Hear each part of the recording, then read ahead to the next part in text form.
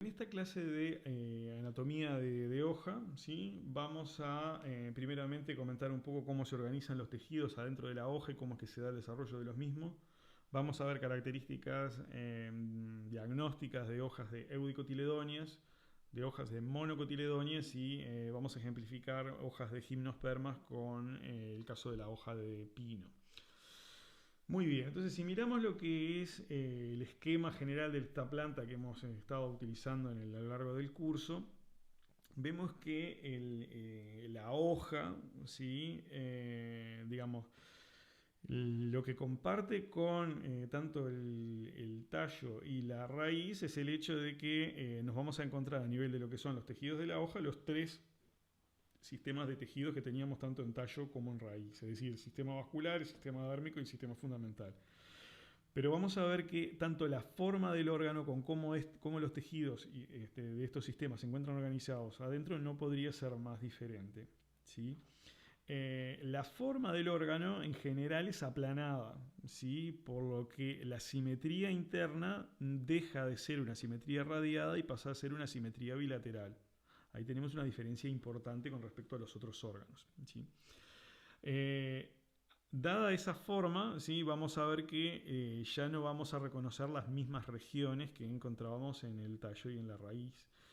Entonces, vamos a ver que los tejidos del sistema vascular se encuentran compartimentalizados en la forma de haces vasculares, al igual que ocurría en el tallo, pero acá, a diferencia de lo que ocurría en el tallo, que se encontraban formando uno o varios anillos, acá se encuentran a lo largo de una línea en el corte transversal.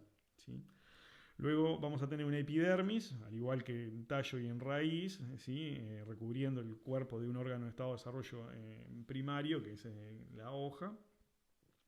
Y luego todo el resto del tejido que se encuentra comprendido por dentro de la epidermis y que no forma parte del sistema vascular, es lo que forma parte del sistema fundamental, que en el caso de la hoja lo denominamos mesófilo.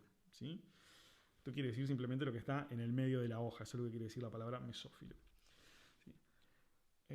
Muy bien, entonces veamos ahora cómo es que se originan las hojas. Algo de eso ya comentamos cuando hablamos del tallo. ¿Sí? Si miramos en lo que es el ápice de tallo, el origen, ¿sí? de las hojas está dado por el meristema apical del tallo. O sea, el meristema apical del tallo no solo produce los meristemas primarios que me van a formar el cuerpo del tallo, produce digamos, las yemas axilares que, como habíamos explicado anteriormente, son como réplicas de ese meristema apical y que van a permitir que se desarrolle el sistema de ramificaciones, pero muy importantemente en el contexto particular de esta clase, el meristema apical de tallo es también el responsable de formar los primordios foliares, es decir, los rudimentos de lo que eventualmente van a desarrollarse como hojas. ¿Sí? Así que es ahí donde está el origen de estos órganos justamente. Bueno, veamos ahora algunas características de las hojas de eudicotiledonia, ¿sí? En un corte transversal. En este caso, un corte transversal de una hoja de ligustro. ¿Sí?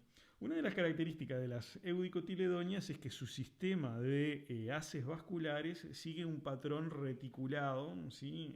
Donde tenemos un sistema de haces vasculares de mayor tamaño que otros y que se van organizando de un modo jerárquico. ¿Sí? En el centro de la hoja generalmente tenemos un haz vascular de mayor tamaño y hacia los laterales van derivándose haces vasculares de menor importancia. ¿Sí? Entonces, si pensamos en un corte transversal, ¿sí? de una hoja, y lo miramos con un poquito más de detalle, una de las cosas que primero vemos es el haz vascular central, que es el haz vascular que en una hoja de eudicotiledonia siempre se corta transversalmente. Debido a las distintas orientaciones de los haces vasculares laterales, ¿sí? Generalmente no se cortan transversalmente y se cortan en forma oblicua. Es por eso que vemos el tejido como un poco borroso, no lo vemos tan claro como en el haz vascular central, por el simple hecho de que estamos viendo células que, más que cortadas transversalmente, las células del sistema vascular ahí fueron cortadas algo longitudinalmente. ¿Sí? Otra cosa que vemos en este corte es la ubicación relativa de xilema, ¿sí? y floema. Si ustedes recuerdan, a nivel de lo que era el tallo, el xilema siempre se encontraba hacia el centro del órgano y el floema hacia la periferia del órgano, ¿sí? Eso va a determinar, en la medida que que los tejidos vasculares de la hoja están conectados con el tallo, que la parte de la hoja, ¿sí? Que está hacia arriba en la estructura general de la planta, ¿sí? Es el lugar donde vamos a tener justamente el xilema. O sea, el xilema se va a encontrar hacia el lado de la epidermis adaxial, ¿sí? Y el floema se encuentra hacia el lado de la epidermis abaxial. Entonces, mirando un corte de hoja, yo puedo saber cuál es el lado de arriba o al lado de abajo en función de dónde se ubican estos tejidos de conducción, xilema y floema, ¿sí? O sea que es una característica importante que a ustedes les va a poder permitir reconocer la epidermis adaxial de abaxial.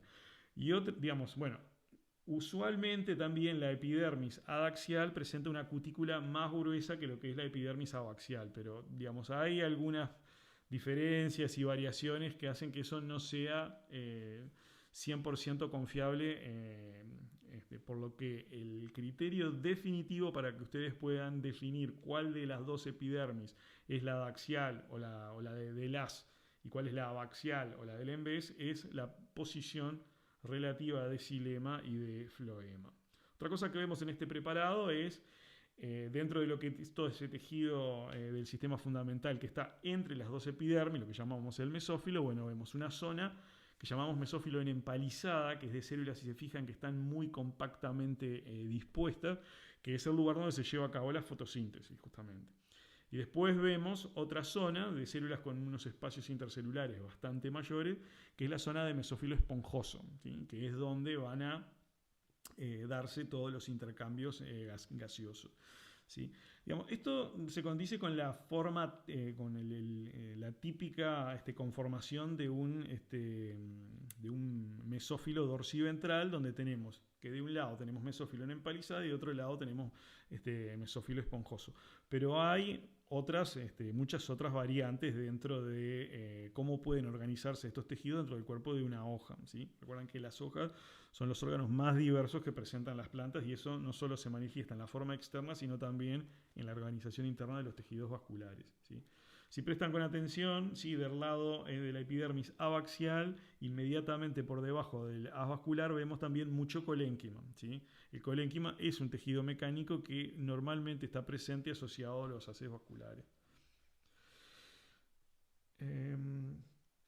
Muy bien. En este corte también, marcado ahí con la línea amarilla, vemos la presencia de un cambium vascular. O sea, las hojas, si bien no van a experimentar un crecimiento en diámetro ni en espesor, ¿sí? A nivel de los tejidos vasculares, en las plantas que manifiestan crecimiento secundario a nivel de tallo y raíz, van a tener un desarrollo secundario de los tejidos vasculares, ¿sí? Y eso se ve claramente en esta hoja, tanto por la presencia del cambio vascular como por el comienzo incipiente de algún radio parenquimático, ¿sí? Si miramos ahora lo que es una hoja de una monocotiledonia, ¿sí? Bueno, recuerdan que en monocotiledonias las hojas, los haces vasculares, a diferencia de lo que ocurre en eudicotiledonias, son paralelos. Entonces, en un corte transversal de hoja, que es lo que estamos viendo en este caso, ¿sí? Todos los haces vasculares se van a cortar transversalmente. Bueno, muy bien. Una de las cosas que vemos en este preparado es la presencia de un tejido parenquimático, ¿sí? Que en este caso, ¿sí? Que, se denomina clorenquima, ¿sí? Es el tejido parenquimático donde tenemos muchos cloroplastos, de ahí el nombre clorenquima. Y en el caso particular de esta monocotiledonia, que es una gramínea, es ahí el lugar donde se va a llevar a cabo la fotosíntesis, ¿sí? Y es una característica distintiva de las plantas que realizan el tipo de fotosíntesis denominado C3. ¿Sí? Es ahí donde se realiza la fotosíntesis, en el clorenquima. Bueno, ahí tenemos un haz vascular que se denomina semitrabado porque está como agarrado, ¿sí? Al tejido esclerenquimático que está en la periferia de la hoja, inmediatamente por debajo de la epidermis, y eso contrasta bastante con un haz vascular trabado, que si ven está como que agarrado por ese tejido de esclerenquima, tanto del lado de la epidermis adaxial como del lado de la epidermis abaxial, ¿sí? Bueno, entonces ahí de nuevo recalcamos la presencia de esclerénquima, ¿sí? En esta hoja de gramínea en particular. Observen la forma bien interesante, ¿sí? La hoja toda recurvada, ¿sí? Es un mecanismo para proteger contra la deshidratación, ¿sí? Tenemos células especializadas de la epidermis como tricomas. Y bueno, entonces aquí estamos viendo algunos de los elementos típicos de una hoja monocotiledonia, como es que todos los haces vasculares, hay muchos como pueden ver, ¿sí? Están cortados transversalmente. Es una de las características que usted le permite decir, bueno, esto es una hoja de una monocotiledonia.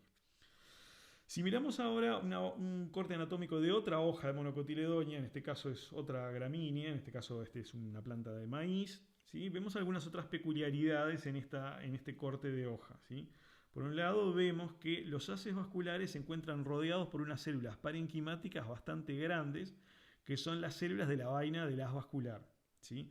Estas son las plantas que se dice tienen anatomía Kranz, ¿sí?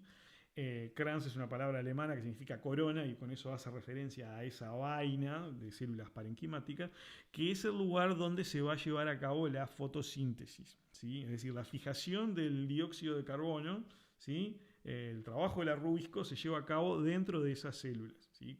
Y eso seguramente en bioquímica ustedes ya vieron con detalle las razones para eso. Estas son plantas que viven en climas tropicales, ¿sí? Donde el arrubisco puede no tan solo unirse al dióxido de carbono, sino al oxígeno. Entonces, y eso es debido a la alta temperatura. Entonces, para compensar de alguna manera eso, ¿sí? El hecho de que el arrubisco tienda a unirse más al oxígeno, lo cual no contribuiría a la fijación del dióxido de carbono, estas plantas lo que hacen es acumulan gran concentración de dióxido de carbono en estas células de la vaina del haz vascular. Entonces, por más que el arrubisco a esa temperatura tienda a unirse al oxígeno, hay tanto dióxido de carbono que termina agarrando dióxido de carbono y la fotosíntesis ocurre de manera eficiente. Otro tipo de fotosíntesis, la fotosíntesis de tipo C4. Otra cosa que vemos en este corte es la presencia de unas células bastante llamativas típicas de las gramíneas, que son las células bulliformes.